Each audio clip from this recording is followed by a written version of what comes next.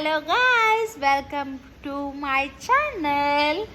ఈరోజు వచ్చేసరికి హైదరాబాద్లో వర్షం పడుతుంది. చూసారా, మొత్తం మడుగు మడుగు అయిపోయిందండి. మొత్తం ఏం చేస్తాం, తప్పదు కదా. సో వెదర్కి తగ్గట్టు మనం ఏదైనా స్పెషల్ చేసుకుందామా? ఏం చేసుకుందాం చూపిస్తాను మీకు నేను మొత్తం. చాలా చల్ల వర్షం పడుతుంది చూడండి, చల్లగా ఉంది. సో ఈ చలికి తగ్గట్టు మనం పకోడీ చేసుకుందాం. Let's do it. ముందుగా పకోడీకి కావాల్సింది ఆనియన్స్, కాబట్టి ఆనియన్స్ తీసుకున్నాను అనమాట. మేము ముగ్గురు ఉన్నాం కాబట్టి 3 to 4 ఆనియన్స్, ఎవరు ఎంత ఎక్కువ తింటారో అంత అనమాట. సో నేను షార్ట్స్లో బాగా చూసాను అనమాట. ఇట్లేసి ఇట్లా కొడితే అసలు భలే అనిపిస్తుంది. సో నేను కూడా ట్రై చేశాను, నాకు కూడా వస్తుందా రాదా అని చెప్పేసి. సో పర్లేదండి, మీ అంత కాకపోయినా ఏదో అలా ఫస్ట్ టైం కదా వచ్చేసింది అనమాట. సో ఆనియన్స్ది మొత్తం తీసుకోవాలి కదా.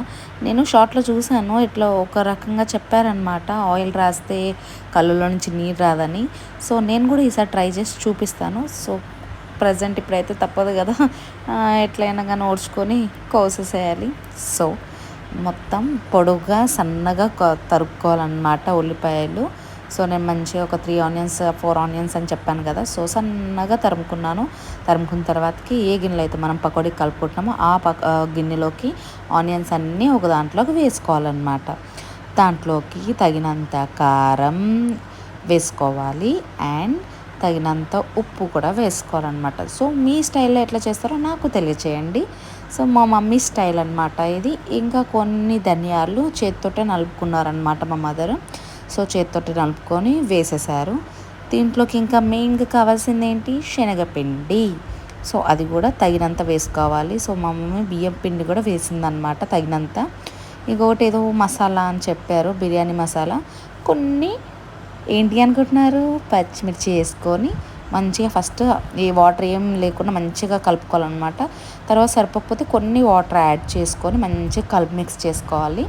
మిక్స్ చేసుకున్న తర్వాతకి మంచిగా నూనె కళాయి పెట్టేసుకొని మంచిగా హీట్ ఎక్కిన తర్వాతకి లో ఫ్లేమ్లో వేసుకోవాలన్నమాట. లో ఫ్లేమ్ కాదండి, మీడియం ఫ్లేమ్లో మంచిగా వేయించుకోవాలి. కొంచెం వేసుకొని మంచిగా కలర్గా అంటే మంచి కలర్ వచ్చేంత వరకు ఉంచుకొని మధ్యలో కలిపెడుతూ తీసుకోవాలన్నమాట. తర్వాతకి మొత్తం కూడా అలానే వేసుకోవాలి.